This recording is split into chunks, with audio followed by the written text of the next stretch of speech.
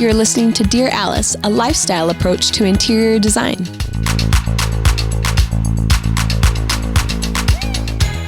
Hello, everyone. Hey, Sue. Hi, Jess. How you doing, girl? I'm so good. Good. It feels like spring outside, even though it's really cold. Yeah. The sky is eluding me to believe that the sun is coming out. I love your optimism. Right? Yes. I'm so excited. And I even dressed for spring today because I'm just willing it forward. It has to be here soon. I love it. I feel warm just looking at you. I know, right? It's the best. I know. Hey, I'm getting hot.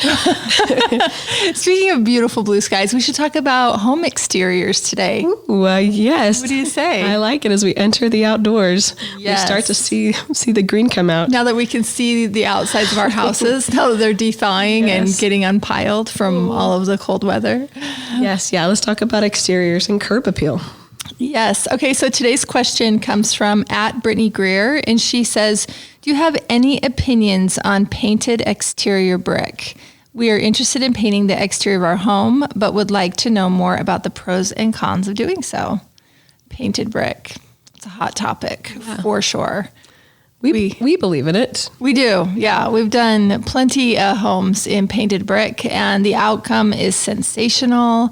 Gosh, it's just such a beautiful, classic, traditional story. And it's a really easy way to rescue a tired looking home if it's a remodel. Yeah, it's a good solution. Pros and cons, I would say there's so many pros. The biggest con is going to be the maintenance of a painted brick home. And as for that, we can't really totally speak to that because neither of us are living in a painted brick home. What we've Googled and we've looked up seems like they're saying anywhere from 3 to 5 years. It could be that you need to touch up or do maintenance on a painted brick home. So that's something to keep in mind when you're doing it. But more than anything, I would talk to your painter or painters, plural, and find out their best practices on priming for it, painting it, sealing it, what their best, make sure that they've done it before. You don't want to be their first rodeo when it comes to painting a home on the exterior. And there's different qualities of brick too, like different ones that will absorb paint differently. And so ask them about that. Will your brick actually absorb the paint well? Yeah. And how long will that last? And is it going to be susceptible more so than another brick to chipping and just wearing with the weather? And to where you live, I think in the weather. Yeah. Consider that too. If it's really warm and you're not having snow melt and just wind and yucky stuff, then you're probably a great candidate for painted brick. And even if you do live here in Utah or somewhere that does have harsher winters, we still do it all the time because I do think the pros outweigh the cons. Yeah. For the look that you get and the refresh that you'll have. Yeah, definitely. Does it feel more like a timeless move to you guys, or does it feel at all trendy? It's so funny for us. We get obviously that question the most, to talk about traditional being trendy. But right now, traditional is trending. And I feel like it's a really traditional move to paint your home, your brick home white. So yes, it's trending right now, but I can't imagine a time where a white brick or an all white home isn't going to look like a gorgeous Southern plantation. You know what I mean? Yeah. It's like the stuff of movies and love songs and music videos, Corey. Yeah, I should know that. I don't know. It just seems very romantic and idyllic to me. So I think the first time Alice Lane did a white painted brick home was when you were pregnant with Nolan. And so that's probably been almost 5 years ago. Yeah. Yeah. And maybe you could talk a little bit about the character of the brick and like the color of the brick that was chosen, because they knew all along they were going to paint this home. Yeah, she had a very clear idea of what she wanted this home to be. And the builder, I didn't realize this at the time, but you can't find just like white painted brick, just like manufactured. Maybe you can now, but I haven't seen any on the market. So if you know something we don't, please share. And they don't just make brick in white. No. Like where the terracotta or the material of it is just white. It's always a color, right? Yeah, it's always a color. And so she knew she wanted a white painted brick. We knew we wanted it to be an interesting texture to match the style of this home. And so the builder found some that was, I think it was like reclaimed, taken off of another home or something. Anyway, he got a hold of all this brick. That's such a great texture. It was beautiful. He knew the characteristics of it. how it would paint. Mm-hmm. And that's what we used. And it was just, it's stunning. It's really, really beautiful. And so that's something too to consider if you are building, is just to be clever, get creative, because it's not like you're going to find a white brick. Mm-hmm. So just find the right texture. And then that's what you should use on the front of your house and paint it. Paint it white. Yeah. It's beautiful.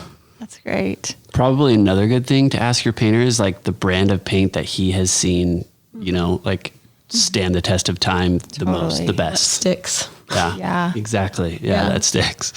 But yeah, I would say probably I have a sister-in-law who just barely painted her home and it looked great. And I'm thinking about painting mine. I'm for sure going to do it. It's just a matter of when. Uh-huh. But I want it to I just want to make the best decision possible. So definitely I'm going to investigate the brand of paint and kind of what adheres the best, what weathers the best, because everything's going to weather. It's just a matter of how long. So and the primers and the process and measure twice, cut once. And how it reacts to sun. Yeah. We kind of talked about painting stucco, and you had an experience where it kind of, it did some weird stuff over a long, hot summer. Yeah. I had a neighbor across the street that decided to paint their stucco home. And we just sort of, watched that process. I had never seen anybody paint stucco before. Have you ever seen that? Mm-hmm. Oh, yeah. Anyway, it was the first time I had ever seen it. This is probably 15 years ago. And we slowly watched that home that they painted, that it was probably like a tan or a brown, and they painted it gray, and it slowly over the year turned mauve. I don't know if they knew that their house was mauve. I think that it was just so gradual, like the frog in boiling water. And we're like, oh snap, that's a mauve house. And I don't know Someone should tell them the UV rating. I don't know if the UV rating or something wasn't quite right with the paint, but yeah, it did not take to being baked in the sun very well. Yeah. So.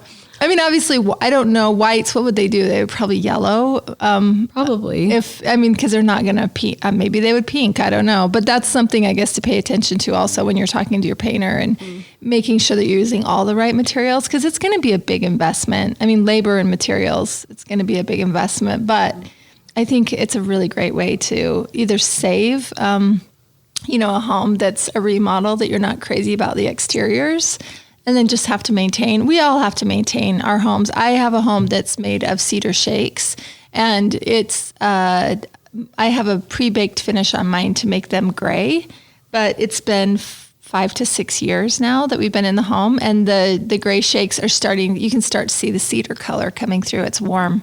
And it's pretty, and it definitely looks like a home in the Hamptons, but I'm like, oh geez, it's time. It's between 5 and 6 years. I've got to figure out what that gray stain is, and we've got to get, those, especially on the hot side of my house. It shows in the cooler parts on the porch and in the shade, it looks brand new still, but it does take maintenance. And I'm standing on that step going, oh geez, I've got to get somebody out here to do it. And you're going to have that feeling at some point too, if you're doing a painted brick home. It's not going to be the same feeling as just having a red brick home that you don't have to maintain. So well, if you guys were going to paint a home or the exterior of a home white, would you recommend warmer shades like you typically would in the interior? Yeah. And I think maybe this is a good time to speak to the windows that you guys just experienced. Speaking of warmer whites. Yeah. We were working on a home in Amarillo, Texas for a really fun family. And she wanted a white brick house. They were using Pella windows. And they wanted a white, just classical window mullion. And so they used Pella white. The warm white that we picked out was beautiful. It looked great with the trim and everything, the fascia that we also picked out. But when they installed the window white became a lot cooler of a white. Almost like an optic white. A brighter white. Yeah. Than what the exterior paint color was that we specified. So we had to kind of go back to the drawing board, get samples of that exact mullion, and then kind of go re-pick out everything and go to something that was a little bit more crisp that would get along. Mm-hmm. So I would say make sure you know and understand what colors your windows are either staying, or if you are remodeling and going to a black window, or if it is a white window, know what that white is and what the manufacturer will be bringing over to your house. Mm-hmm. So you're not surprised when it clashes with your white. Yeah. So, yeah. Yeah, those factory finishes where you can't control them. I mean, obviously they have the benefits that they come pre-finished. And, those finishes are baked on and they're hardy and everything. But most of the time we're going to paint a wood window like Pella on site where we can choose the whites. Because to your point, Corey, yeah, we do want a warmer white for sure. It's out in the earth. This home is standing tall, and optic white is good for paper out of the copy machine. It's actually not even natural to have optic white teeth. I mean, I know our toothpaste might say optic white on it, but if somebody has teeth that white, like they look crazy. It's alarming. It is alarming. It's kind of crazy. Yeah. I know there's like eye drops you can put in your eyes that make the whites of your eyes optic white. And we're just like, people, calm down. You're not a newborn. Calm down already. It's okay. Bones are supposed to be a little bit warmer white, and I think our houses are too. Yeah. It's just a little bit more natural. So yeah, we're definitely going to choose a warmer white. Yeah, we'll try and pick ones that don't have too much of a yellow undertone, though. Mm-hmm. Just have some neutrality. But we just want to kick the blue out. We don't want the blue out. Any of those whites that are blue undertones. Exactly. Looks like an alien lives there. Yeah. It's like those new light bulbs. Those are too white. They're also too white. Yeah. They're very blue. You totally look like an alien. Yeah. Nobody looks good in that. No. Yeah. We got to soften our appearances. Anyway, so let's talk for a minute. You mentioned black windows versus white windows, Sue, when you're talking about the Pella windows. How do you feel about black windows? Do you feel like they're a trend? Would you say, go with a white window, or do you like the black window? I think black is definitely trending. I mean, we've seen it more like the last 5-8 years than we ever have before. I think if you have like an industrial home, where there are actual steel windows and like you're really embracing that look, it makes sense. But understand that it is a trend. Mm-hmm. And so, but white windows I feel like are really, really classic. I don't think you'll ever get sick of a white window. In fact, on that home we were talking about before, she was kind of going back and forth. And this was 5 years ago. She's like, do I do black windows or do I do white windows? And in the end, we stayed with white windows because she really wanted this classic house. Mm-hmm. And the black windows just didn't cheapen it. It still looked crisp and gives it a little bit more of that modern edge. But the white window gave her that, again, kind of old plantation Georgian looking of a house that she was going for. Yeah. So I'd say white windows are probably the most classic. Black windows are great if you want a little bit modern. Yeah. So, yeah. Agreed. That's great. Okay, let's talk for a minute about, well, actually, there's a question that goes with this. We'll ask this. So at Kristen Webster Banta asks, is there a designer way to decorate front doors? Our wreaths out. I have a rounded glass double doors for her front door. So I think that wreaths are not out. I can't remember a time actually where they were. I think it always is very charming to be able to dress your front door. Mm-hmm. For us, we believe in like really great hardware on the front door. This is a place to really spring for that beautiful. Maybe you're using Rocky Mountain hardware for your door, for your handset, and I love House of Antique hardware. I have a brass mail slot on my door that's actually operable, and you can really slide a birthday party invitation through it. My husband's friend thinks it's funny to scream in it, and then it sounds like there's somebody standing in my entry. And then I also love, I have a big Fox door knocker on my house, and then the Fox door knocker centers perfectly on the wreath. So besides a beautiful handset, I also have a brass kick plate. Mm-hmm. So I think doll it up, your totally. Front door, go for all the hardware. And I have a dark front door. It's kind of a black navy, and the hardware on it just really shows off. It looks pretty without even a wreath on it, but you can always go for a classic boxwood wreath. That always looks timeless and traditional. I'd say avoid fake flowers. Yeah. That's kind of the wreaths where we're like, oh, geez. It just needs to look, I think, real and just believable. That blue rose can survive in the sunshine of a front door. So don't do it. So, and just for, I guess, don't ever buy anything that's don't get a blue rose. Yeah. My sister-in-law had those for her bridal that bridesmaids bouquet flowers. I look back and I'm like, what were they thinking? This was in the mid 90s when navy roses were cool in the winter. I don't know. Anyway, don't do it. You'll have regrets. People are going to laugh at you and your mauve stucco. Good advice, Sue. I think that's great. Yeah, I love a wreath. And I, in general, love a round wreath. And I want a really large scale wreath. Yeah.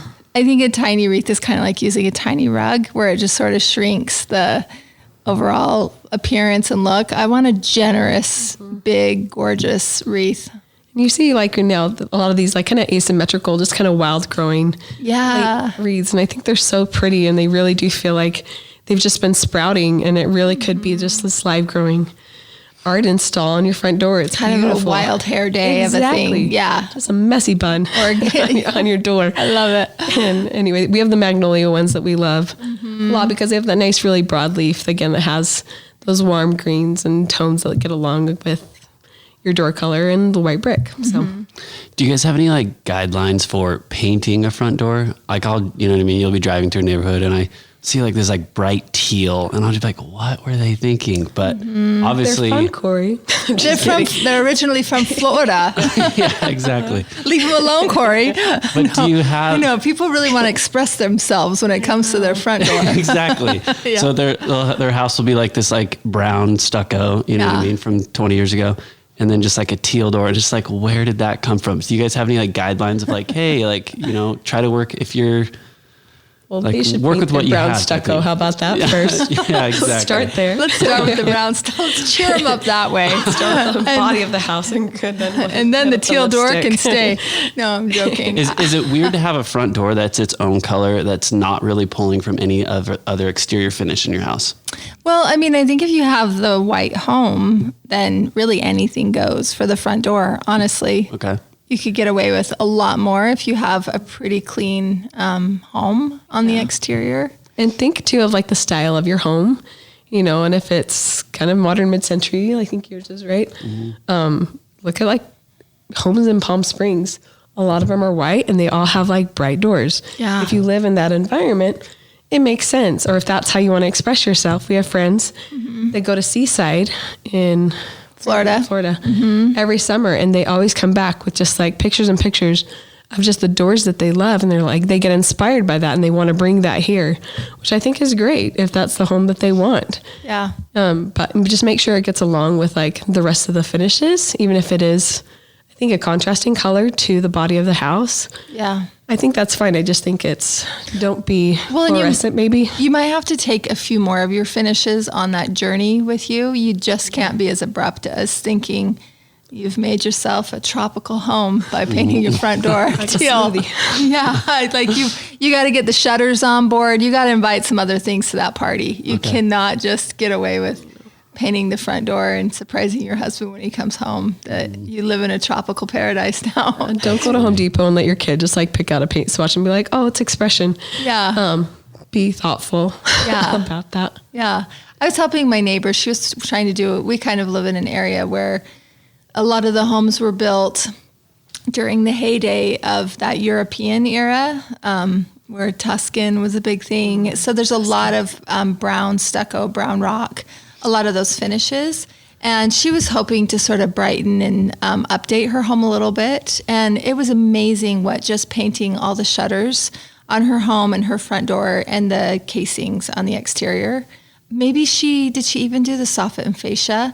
Most people's soffit and fascia at that time was brown, but that will even really cheer up even tired looking stucco to get new soffit and fascia. It was interesting. It didn't take a lot, but brightening up her shutters and her door just gave it a facelift, and I think she's been a lot happier with it without changing out the rock and the stucco and everything else. But that's what I'm saying, like, invite something else along to that party. Don't just think you can get away with painting a front door. Okay. So if you were going to paint the front door a certain color, you'd do like the brick mold or casing and jam and everything like that same color? You could consider all of that at the same time. I like my window casings. I have side lights on the sides of my door, and those are white, but then my front door is like sort of this black navy.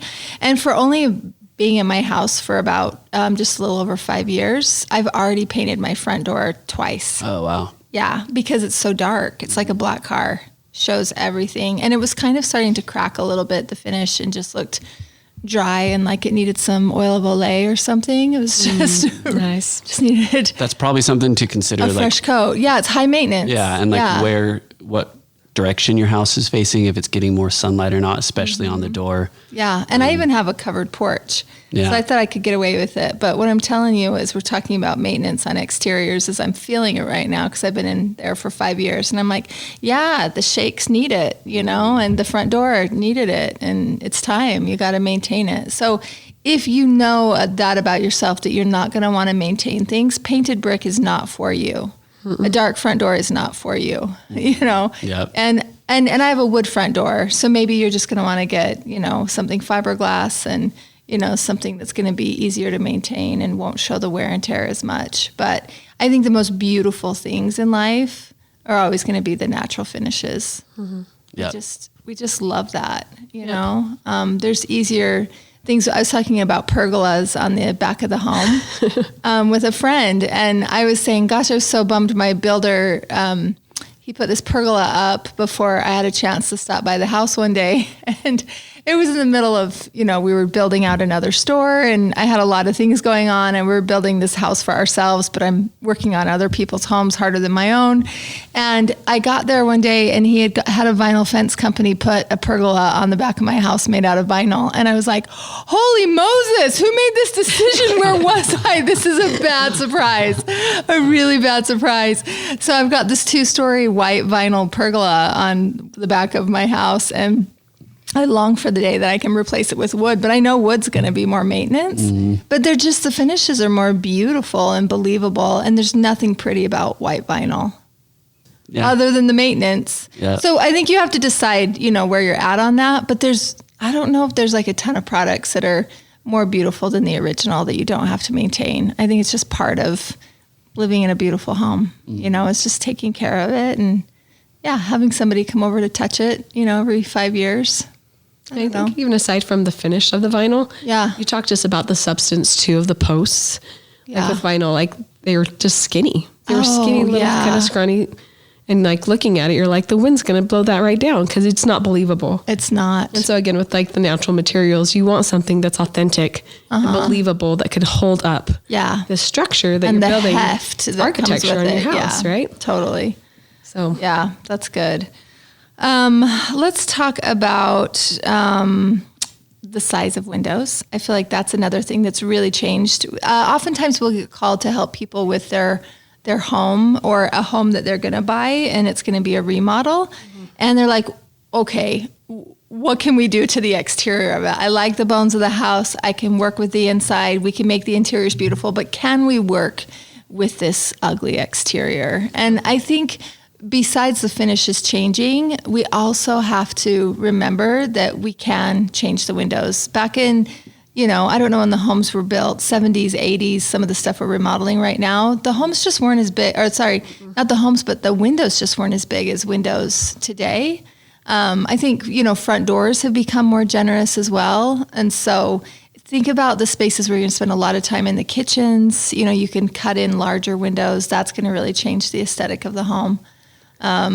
Finishes will, I think, a really good looking roof. I think our roofs have gotten really heavy looking. I love a really heavy looking roof materials, and soffits and fascias have gotten larger. Gutters, you can get beautiful copper gutters, gorgeous big lanterns. I think the lanterns and on the exteriors, we're going for much larger lanterns than we ever used to. So just be really generous, I think, in things as you're updating, generous in scale. And it's going to really give back to the interior, too, to have really large windows like that. And it's how we want to live on the inside, too. We want to live with more light, which is why we have bigger windows. Yeah. So, and like you said, cutting it in, it's so much easier to go bigger than it is to go smaller. So you're lucky, older homes, because it's just making a bigger square on the outside of that house. Yeah. And getting more light in there, which I think is such a beautiful way to live. It's how we promote lifestyles, and you're going to love it. Mm-hmm. Yeah. What do you guys think on like mixing textures in an exterior? So like in my old neighborhood, like the HOA in that neighborhood mandated everyone that built a home there to have one side of their house stucco. So there'd be people that had siding, stucco, rock that was cased in brick. And it was just like looking at a pile of finishes. What a cool HOA. Yeah, I know, right? So what's your rule on that? Like, hey, stick to, you know, if you're going to choose one, stick to it, or like, what do you guys think? 3 at the most, honestly. I think most homes where we're looking at, it's like 2 finishes. Yeah. But 3 at the very most. And feeling that mass of material, like if it's a brick home, it's brick on all sides. It's not brick on a veneer of the front of the house. Oh gosh, thank you for see saying that. I know, just hearing you talk about that stucco, you have to have stucco on one side of the house. Oh, shoot me in the face. Yeah. Shouldn't do that at all. Yeah, I think that, like, you know, we'll see a lot of times people will really invest in the face plane of their home, but then the sides, question maybe not, and then the back, that's like all stucco, which is, you know, obviously a really great cost savings technique, but not beautiful. You're not a paper doll. Yeah, Cover your whole self up. Totally. Yeah, that's a really great way to say that. But I think for the most part, we're going to do some sort of masonry on the foundation. So rock or stone gives it a really heavy look that's grounded. And then from there, we'll either work into like a type of siding or a stucco. Or a shake like yours. Yeah. Yep. A cedar shake. Yeah. A different texture that's usually, but the heaviest texture is going to be on the bottom. Okay. Yeah. Yeah. Agreed. Cool. Yeah. I'd say 2 to 3. Less is more. Yeah. It really is. Try for 2 finishes. If you have a third one, maybe it's hanging out more on the back. But yeah, rhythms. Usually organic rhythms like to hang out with more structured rhythms. So again, like maybe you have a straight siding, like a wood siding up top, and then you've got some sort of cobble, you know, some sort of beautiful stone on the bottom that gives that organic mix. But yeah, less is more. Yeah, not so tricky. Cheers. Yeah. Anyway, curb appeal. Anything else we want to say about curb appeal? I think when I was thinking about your house, you have such a pretty railing. I think we should talk about railings. Oh, that's a great way to give an instant update. Yeah. I think a lot of people have if you have just kind of more standard home, you have like a porch deck, right? Yeah. But if it's not too high up off the ground, some builders don't even put like a railing up, you know, and such a bummer. Like that's such a great opportunity to add that jewelry. And talk about yours. Yeah, mine's more of a Chippendale style because, again, I live in kind of a beach-looking house, and it's powder-coated white, and I still love it. I would choose it today, and I think that it's just a really great way to express your style, and it's just kind of like the statement earring, you know, on an outfit. So paying attention to those railings, I swear nothing will there's a lot of things that will date a home really fast, but there's a lot of homes that just feel really dated because the railings were just kind of passed by, but I think it's a really great way to freshen things up and go with something brighter or powder coated, or I don't know. It's just a beautiful way to do it. When I think about like my folks' home, they built at a time when hunter green was like all of the rage. And so they've got, I think their railings are hunter green potbelly flat straps. You can kind of picture it. It was like when Thanksgiving Point was being built, and they loved all of that. And they have dark green windows instead of black windows or white windows. There's a dark green. So yeah, and I think in my mind, I'm like, oh, it'd be so easy just to update those railings and swap out the windows. It's still like a beautiful, classic traditional home, but the railings really do sort of set you back in time. So that could be an easy thing as you're looking at homes to remodel, as you're trying to reimagine, what could this home be? Should I buy it or not? I think consider that those railings are an easy thing to get rid of and make a quick update to cheer the house up. I think so often too, we're simplifying, you know, like you have a more complex pattern on your railing, but even if you were just to go to a more simple, just black straight up and down with like some simple turnings, that would update your house. And I think when you were talking about the brown stucco with the brown windows and the brown stone, I think right now we crave contrast, which is probably why people love the black window so much against the white brick or the white finish on the exterior, is just for that crispness and that it just feels very intentional and isn't muddy. Yeah. And so I think that is a fresh way to update. Agreed. I like that. That's great. Awesome. Well, I hope this helps everybody. There's always Photoshop too. If you're trying to figure out your remodel, we oftentimes will take a great picture of a home that we're working on and apply different finishes to it. And that might help you get there. I would talk to the right contractors, get all your information in so that you know exactly what you're getting into before you paint your brick. But it's a solution that we have been loving for years now. And I think the outcome is really sensational. Anyway, hope this helps, and good luck to you on all of your curb appeal updates.